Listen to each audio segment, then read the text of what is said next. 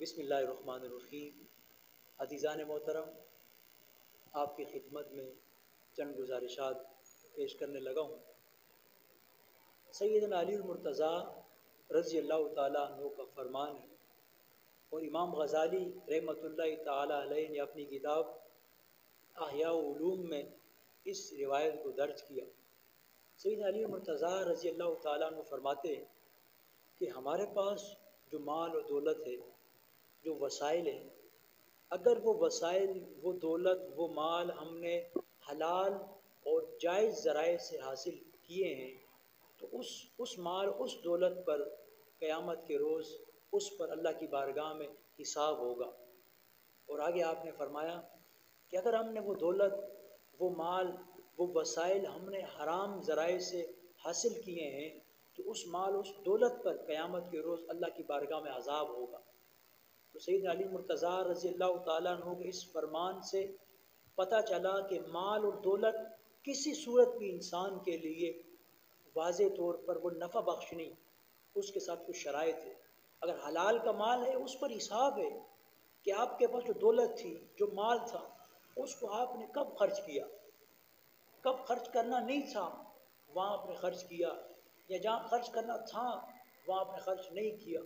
تو یعنی حلال مال پر اللہ کی بارگاہ میں حساب ہے کہ ایسا تو نہیں کہ ہم حلال کی روزی کماتے کماتے قیامت کے دن اس بارگاہ الہی میں ہمارا حساب ہو، ہم سے پوچھا جائے کہ یہ بندے، تجھے میں نے مال اور دولت دی تھی، تجھے وسائل دیے تھے، لیکن تیرا بھائی، تیرا عزیز، تیرا پڑوسی، تیرا دوست، تیرے علاقے محلے میں رہنے والا شخص، اس کے پاس کھانے کو نہیں تھا اور تو پیٹ بھر کر کھاتا تھا، تو دولت کو جمع کرتا تھا، تو ذخیرہ اندوزی کرتا تھا، لیکن تو اپنے کھانے میں سے، اپنی روزی میں سے، اپنے رزق حلال میں سے کسی اور کے لیے کوئی حصہ نہیں رکھتا تھا۔ لہٰذا یہ ہمارے لیے ہمیں غور و فکر کرنے کی ضرورت ہے کہ ہم اپنی اولاد کے لیے، اپنی ذات کے لیے ہم رزق حلال کی دگ و دو کرتے کرتے ہی ہم اللہ کے مجرم نہ بن جائے، اللہ کی بارگاہ میں ہماری سرزش نہ ہو جائے۔ تو لہٰذا یہ ہم پر لازم ہے کہ ہم حلال رزق میں بھی اس کے حساب سے ڈرے۔ حلال رزق کی کمائی کرتے کرتے ہمیں اس بات کا ڈر و خوف ہونا چاہیے کہ اللہ کی بارگاہ میں جب حساب ہو ہم اس رب کے مجرم نہ بن جائیں۔ تو لہٰذا ہم پر لازم ہے کہ اپنے پڑوسی، اپنے ارد گرد، اپنے خونی رشتہ دار، اپنے ہم منصب لوگ، اپنے محلے کے اندر، گلی کے اندر رہنے والے لوگ، ان پر بھی ہم نظر رکھیں۔ کوئی سفید پوش بندہ ایسا تو نہیں کہ جس کے پاس کھانے کو نہیں ہو، جس کی نوکری چھوٹ گئی ہو، جو گھر کا مکان اس کا کرائے کا ہو، وہ مکان کا کرایہ دینے کے لیے وہ اس قابل نہ ہو۔ تو ہمیں چاہیے کہ رزق حلال میں سے ہم ان کی مدد کریں۔ حدیث مبارکہ میں آتا ہے، آقا علیہ السلام نے فرمایا کہ جب تک بندہ اللہ کی مخلوق پر خرچ کرتا رہتا ہے اس وقت تک اللہ اس کو نوازتا ہے۔ یعنی جو اللہ کا جو مال ہے، اللہ کی جو عطا ہے، اللہ کا جو اکرام ہے، اللہ کا جو فضل ہے، جو رزق کی فراوانی ہے، رزق کی برکت ہے، وہ اللہ نے اسی میں رکھی ہے کہ جب تک ہم خرچ کرتے رہیں گے تب تک اللہ ہمیں نوازتا رہے گا۔ یعنی بعض لوگ ہمیں نظر آتا ہے کہ وہ معاشرے کے اندر وہ خرچ کرتے ہیں، وہ لوگوں پر خرچ کرتے ہیں، آپ دیکھ لیں اللہ ان کو کتنا نوازتا ہے۔ اسی طرح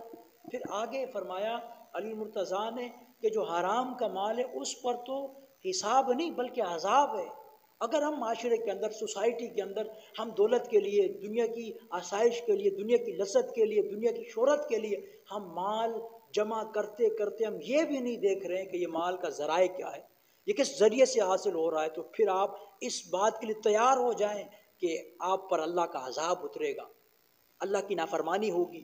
اللہ کا غضب اترے گا۔ تو لہٰذا اگر اللہ کے عذاب سے بچنا ہے، اگر اللہ کی ناراضگی سے بچنا ہے، اللہ کے غضب سے بچنا ہے، اللہ کے غصے سے بچنا ہے، تو آئیے ہم اپنے ذرائع،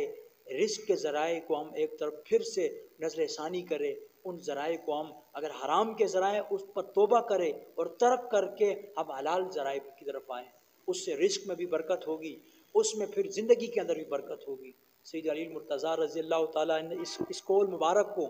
ہمیں اپنی زندگیوں میں داخل کرنا ہوگا۔ میں امید کرتا ہوں